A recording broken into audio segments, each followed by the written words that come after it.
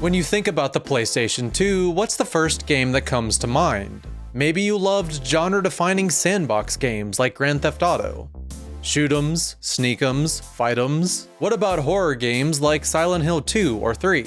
Sprawling fantasy RPGs like Final Fantasy 12 or Dragon Quest 8? Could it have been the very best of the Devil May Cries? 2. Perhaps you got really into classic Shin Megami Tensei, and then grew up to be a bully. Or maybe, just maybe, you had a simpler, more refined palette, enjoying 3D platformers like Sly Cooper, Ratchet and Clank, Jak, and, or if you were like me, Kingdom Hearts. Literally nothing but Kingdom Hearts. Now, allow me to confess my greatest heresy. My PS2 was practically a paperweight. I grew up with Nintendo and then spent my teenage years playing Halo. I am a PS2 poser. I didn't play hardly any of those games I mentioned until adulthood. But let's cut to the chase. I mean, you've already seen the video's title, you know what this is about. If you've been following my work, you're probably saying, "Cullen, stop using us as inquisitive straw people to help frame your video scripts." And you'd be right. This is outside of my wheelhouse. After attempting to pander to my own nostalgia failed, I came up with the brilliant idea to pander to everyone else's instead. Jokes aside, I felt like a change of pace for my content was necessary. I'm usually the RPG and adventure game guy, with next to no nostalgic ties to 3D platformers. For me, that genre more or less began and ended with some Crash and Spyro on my daycare's PS1, with a bit of Mario Galaxy on Wii. As a treat. This video is of course dedicated to all of you out there who also beat the entire thing in one sitting on Thanksgiving break. So why talk about Jak and Daxter?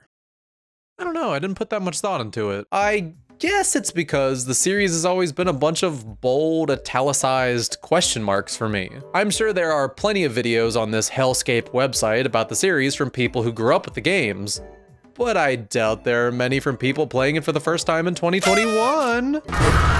I figured going outside of my comfort zone might be fun, and it also gives me the convenient excuse to check out a beloved series that passed me by. You know, because of all the... Because I'm you. No, I'm me. I'm me, he says.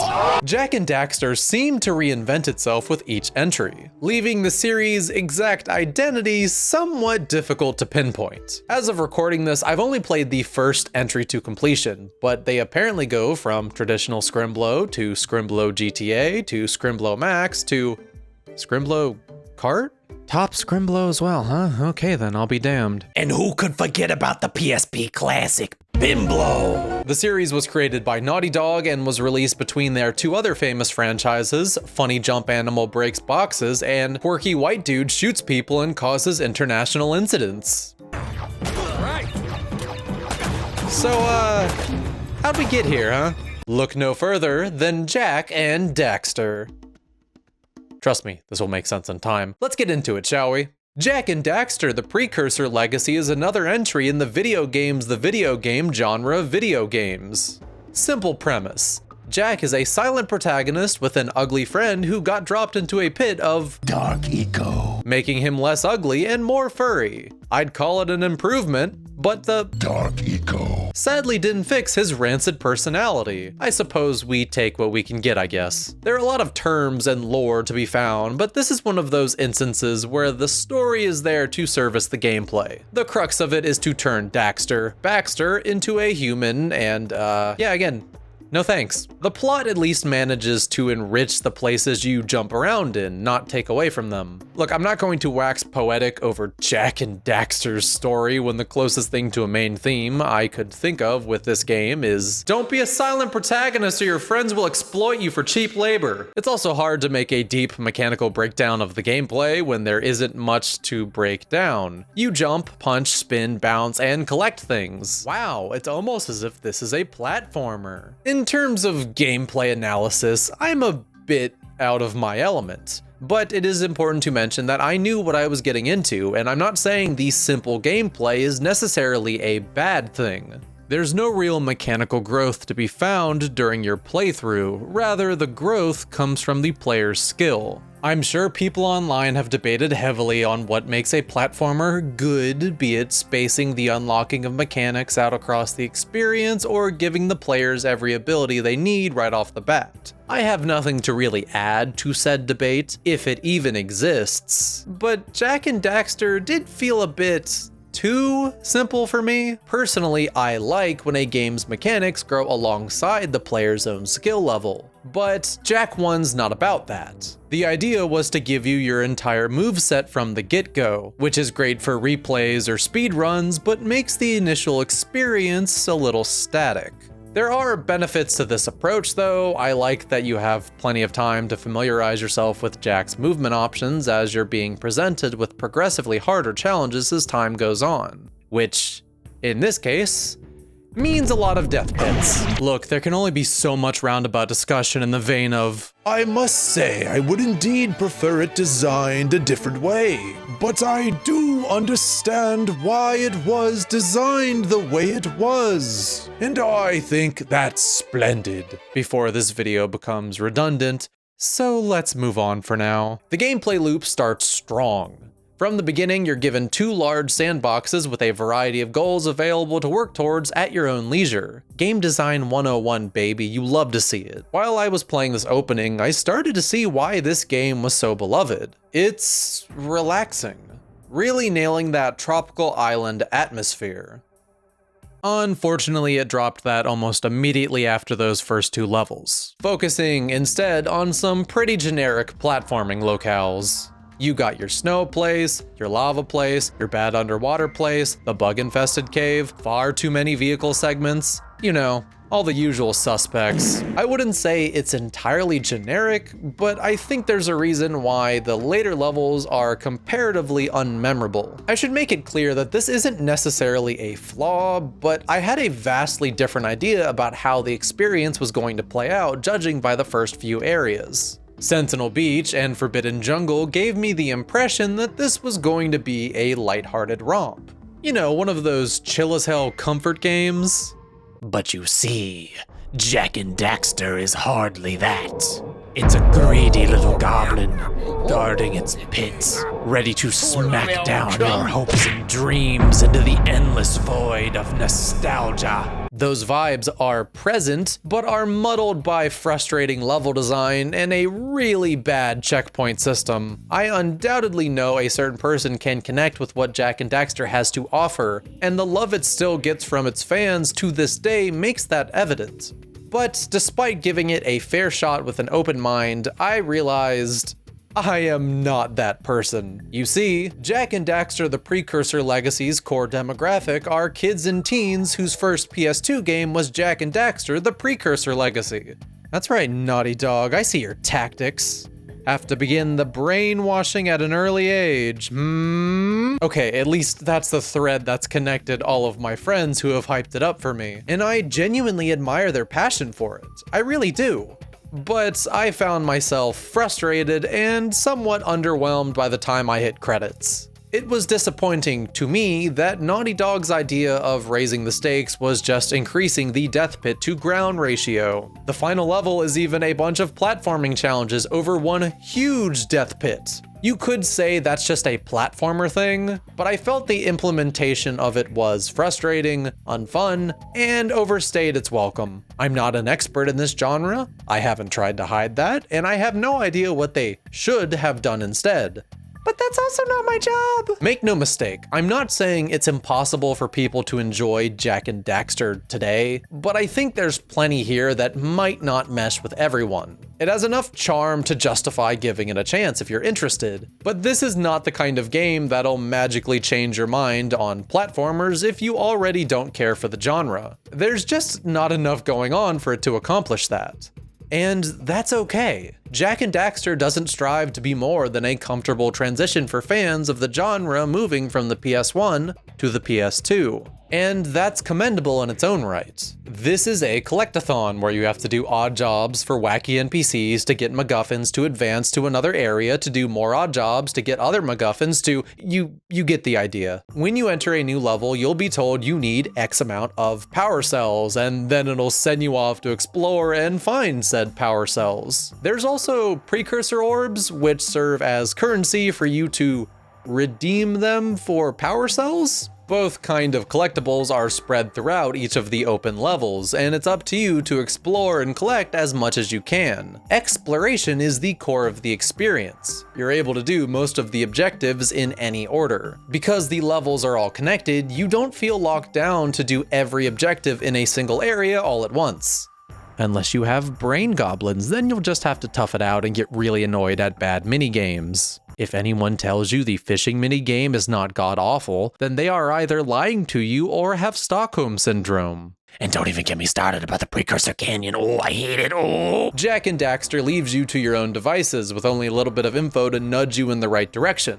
I like that, but it's worth noting that the level of freedom comes at a cost. Okay, am I the only one who almost missed out on finding Misty Island? Straight up didn't know it existed until the very end of the game, which I guess is a good thing because it is such a nice change of pace from the stereotypical platformer levels that actually are in the endgame. There's not much else to say here because it's probably stuff you've heard or seen before. Jak and Daxter never really set out to reinvent the wheel, it just wanted to show how nice and smooth the wheel could roll when being rendered with the shiny new PlayStation 2. Hardware. Rhyme still counts. Roll yourself from one part of the island to the next and notice the lack of loading screens. Impressive, right? It's basically a glorified tech demo disguised as a fun platformer.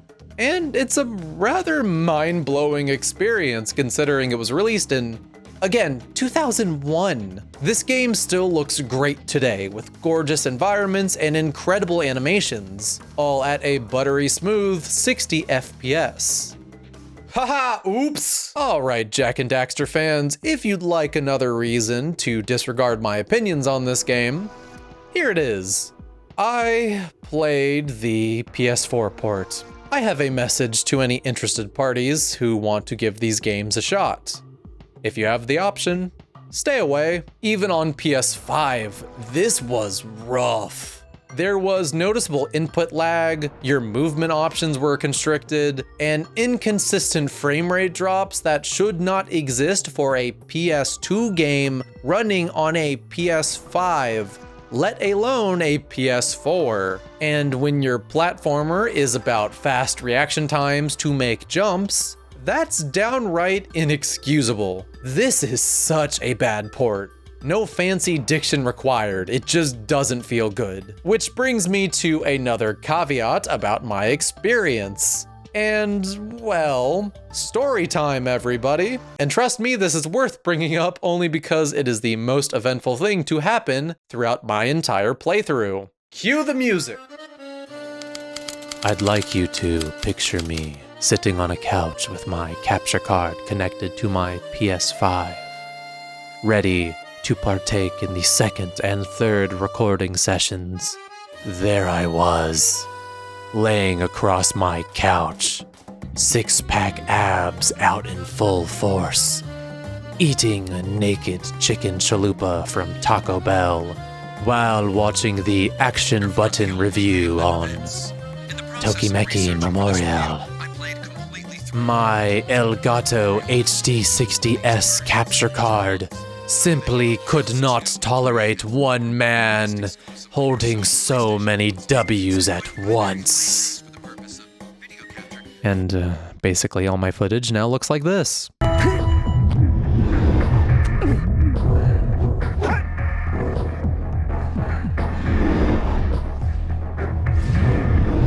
I'll be honest, I did not want to replay this game. It was a fun time for sure, but not fun enough for me to want to do it all again from the very start. I was this close to ditching this project altogether, but it was saved by my wonderful friend Redbard, who loves Jak and Daxter so much that she played through the whole thing again just to get me the footage I needed. She recorded it entirely with the software on her PS4, so unfortunately everything is in 30 FPS.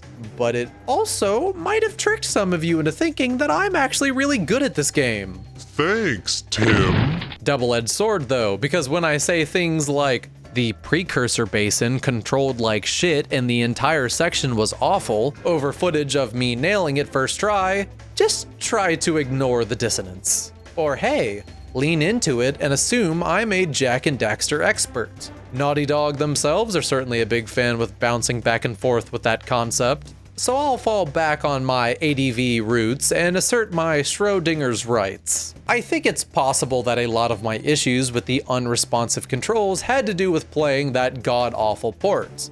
Having said that, though, I doubt playing it on original hardware would fix my issues with the level and game design. I also don't really have a feasible way to record my PS2, so I bought the collection on PSN and hoped a PlayStation 5 would be strong enough to run a game from 2001. It was not, and because I have now given them my money, I will feel less bad about emulating the sequels. Oh, what was that? They emulate like garbage as well? Today's the big day, Jak. I hope you are prepared for whatever happens. Super! Guess that's $50 dropped on buying original copies of 2 and 3 and fixing my PlayStation 2. There's one last thing I want to mention, and this might seem like a strange complaint. If you're going into this expecting the duo of Jak and Daxter to hit the ground running, meeting the potential fun platforming duos tend to have, you might be disappointed. Their dynamic just felt off to me. Daxter doesn't do a whole lot except make bad jokes and laugh at you when you die. Or make you sniff his feet. Give me a name, Naughty Dog. Apparently people like Daxter. I'm sorry, I couldn't stand him. So with Jak being silent and Daxter being insufferable, it was hard for me to really care about the bits of story that were there. I feel like killing it on the rhymes today, wow. I wasn't expecting groundbreaking writing, of course, but I was hoping to latch onto something. Maybe the two get better as the series go on. I'll have to see for myself. After finishing this game, I can see why the Jak fan base is divided. I have friends who love the first entry to death, likely because it was one of the first PS2 games they played, and they're totally valid for that. When the sequel dropped and changed everything to chase then modern trends, some of those people probably felt pretty burned. At the same time, a separate group of people who didn't play the original or maybe didn't even like it were able to better latch on to the edgier Jak 2 and 3, and they're just as valid. I'm interested about which camp I'll be in when I get around to playing the later games, but before that, we have some cleaning up to do. Oh, thank God I beat that shitty final boss. And Jak and Daxter as well. Oh, there's a secret tier ending locked behind 100% completion. Yeah, no, I'm not doing this. I'm not playing this game any more than I have to. Oh, wait a second. Whoa, I actually did get 100% completion. Aren't I great at this game? So, what's my reward? What is it? It's so beautiful. By the precursors.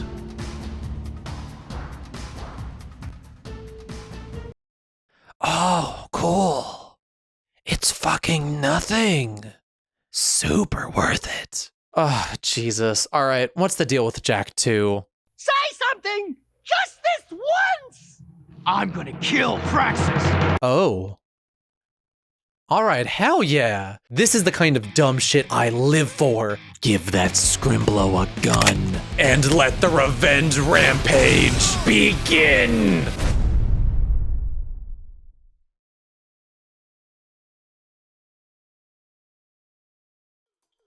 Hey everyone, Cullen here, and I just wanted to say thank you for making it to the end. This video's been a long time coming, but I'm glad it finally came together, and that wouldn't have been possible without the following individuals. That storytime illustration was drawn by none other than Sylphie. Check her out on Twitter. Huge thanks to Redbard for all the footage she gave me of the game. I don't think I talked about it nearly enough in the video, but this wouldn't have happened without her, and I can't thank her enough. And speaking of gameplay footage, big thank you to my buddy 0ZXDev for providing me with the Kingdom Hearts footage, and I thank him greatly because I did not want to have to play Rechain. Lastly, but certainly not leastly, huge thank you to Supreme Zerker for helping me edit the script. But they're not the only ones who made this video possible. If you guys don't know, the channel has a Patreon, which is why you're seeing that list of names right there. I mean, I know you're very good at reading, so you could probably piece that together, but still, there are a couple extra special patrons that deserve a vocal shout out. They are as follows: Alex Austin, Courtney Littleton, Daniel Jennings, Enoravan, Furion's Nipples, Happy Emmons, Hornkerling, iFrozenace, Jacob Faulkner, Jeremy DeForest, Moonwatcher, Pinhead, Nathan, Roxora, Sam G, Sly Gamer, and last but certainly not least, Wayne is Boss. Thank you so much to everyone who backs the channel, and if you'd like to join that list of names and the list of vocal shoutouts that happen at the end of every video, you can check out our Patreon. That'll be it from me. I hope you all have a wonderful rest of your day, and you stay safe out there. Bye-bye.